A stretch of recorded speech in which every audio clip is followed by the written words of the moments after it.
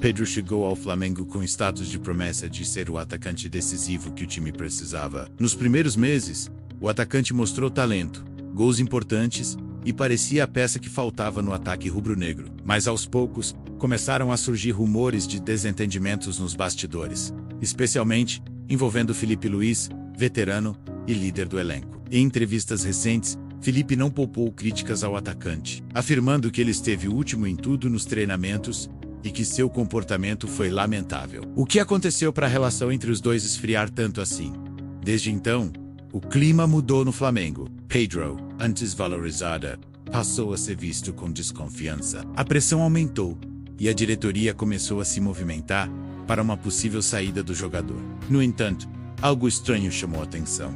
Pedro pareceu relutar em deixar o clube, mesmo diante da insatisfação geral e da pressão pública. Será que ele esperava uma oferta de algum clube europeu que não veio? Ou será que o jogador estava jogando um jogo maior, usando desgaste interno para forçar uma transferência em condições melhores? Essa situação levanta a hipótese de que Pedro pode estar sendo vítima, ou mesmo peça central de um esquema interno. Seria possível que a diretoria rubro-negra, ou grupos dentro do clube, estivessem deliberadamente deixando o jogador fora de forma e isolado para facilitar sua saída? Ou será que o próprio Pedro e seus representantes criaram essa crise para ganhar maior poder de negociação? Muitas perguntas ainda sem respostas começam a surgir. E você? O que acha disso? Será que Pedro realmente está sabotando a si mesmo? Ou estaria sendo sabotado por quem deveria apoiá-lo? Comente aí sua opinião. Curta o vídeo se já sente que essa história vai dar muito o que falar.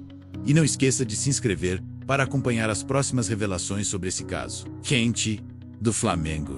Agora que entendemos os primeiros sinais da crise entre Pedro e o Flamengo, vamos mergulhar nos bastidores para tentar descobrir quem realmente está por trás dessa movimentação toda. Para começar, não podemos ignorar o papel de Filipe Luís, que com suas declarações contundentes expôs um mal-estar evidente no vestiário. Será que ele está agindo por iniciativa própria, buscando proteger o grupo, ou está seguindo ordens da diretoria para pressionar Pedro a sair? Outro ponto que chama atenção é a postura da diretoria do Flamengo. Enquanto o clube oficialmente demonstra confiança no elenco, circulam rumores fortes de que a cúpula está insatisfeita com o rendimento do atacante e, mais do que isso, estaria usando a situação para abrir espaço para contratações caras que estão no radar.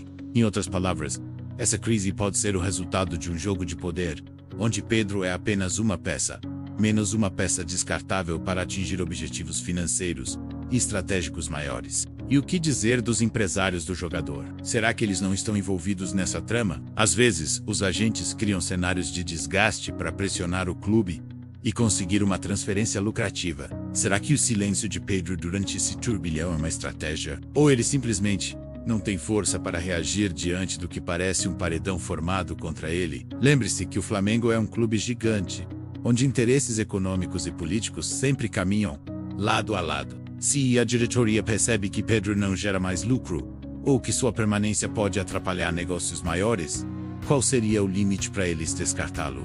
Vale até questionar se o público, a torcida e a mídia estão vendo tudo ou apenas a ponta do iceberg, enquanto uma rede de acordos e jogadas silenciosas acontece longe dos holofotes. E você? Acha que tem algum interesse oculto por trás da pressão contra Pedro?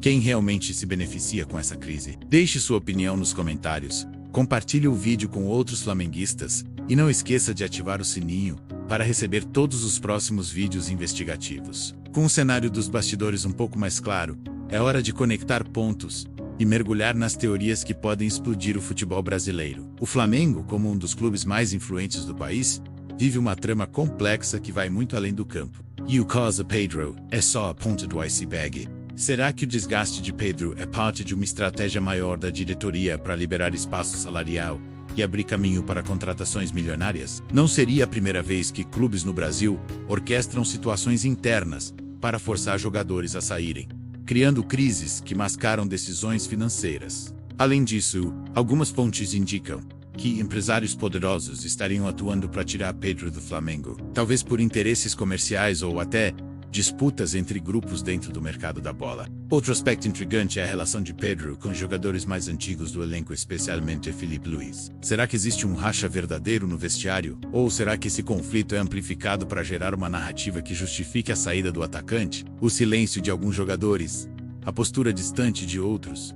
Tudo isso levanta a hipótese de um ambiente tóxico manipulado para caçar desgaste emocional. Não podemos esquecer também a influência da imprensa e dos torcedores. Será que parte da pressão pública contra Pedro é incentivada por grupos organizados nas redes sociais que atuam para criar um clima insustentável? E mais, será que essas campanhas são espontâneas ou possuem algum tipo de manipulação de bastidor, como já foi visto em outros casos de jogadores e técnicos no futebol brasileiro? E você?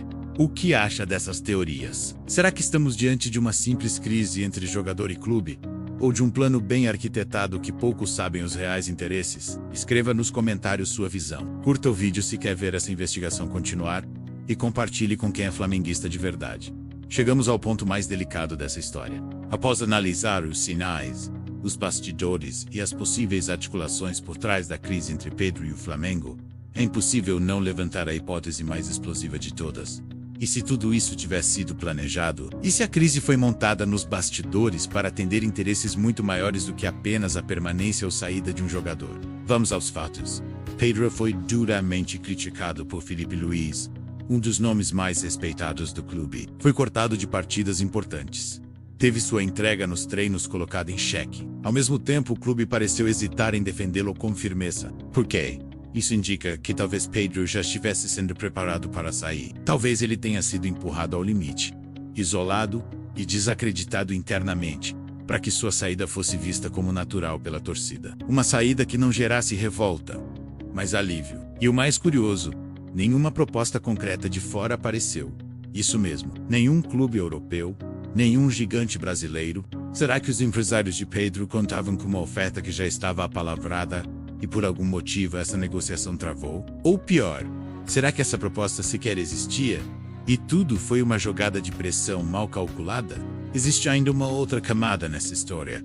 A possibilidade de que Pedro tenha se tornado uma peça de barganha em uma negociação entre Flamengo e grupos de investidores. Em clubes modernos como o rubro-negro, é comum jogadores serem usados como ativos financeiros. A queda de desempenho, as críticas públicas e o silêncio institucional podem ser parte de uma estratégia para desvalorizar um jogador propositalmente. Comprá-lo em baixa e revendê-lo em alta em outra ponta da operação parece absurdo. Não, no futebol de hoje. Por isso a pergunta final que fica é a mais inquietante de todas. Será que Pedro foi sabotado por dentro para favorecer uma negociação obscura? Ou será que ele tentou jogar o jogo do mercado e acabou engolido por forças muito maiores do que ele? Agora, a bola está com você. Comente aqui embaixo. Pedro foi vítima ou culpada? Quem está manipulando essa história de dentro do Flamengo? Curte esse vídeo, se você ficou chocado com tudo isso, e se inscreve agora no canal, porque a gente vai continuar revelando as engrenagens invisíveis do futebol brasileiro. E não esquece, aqui no Vestiário Oculto FC, a verdade nem sempre está no placar. Às vezes ela está no que ninguém quer que você veja.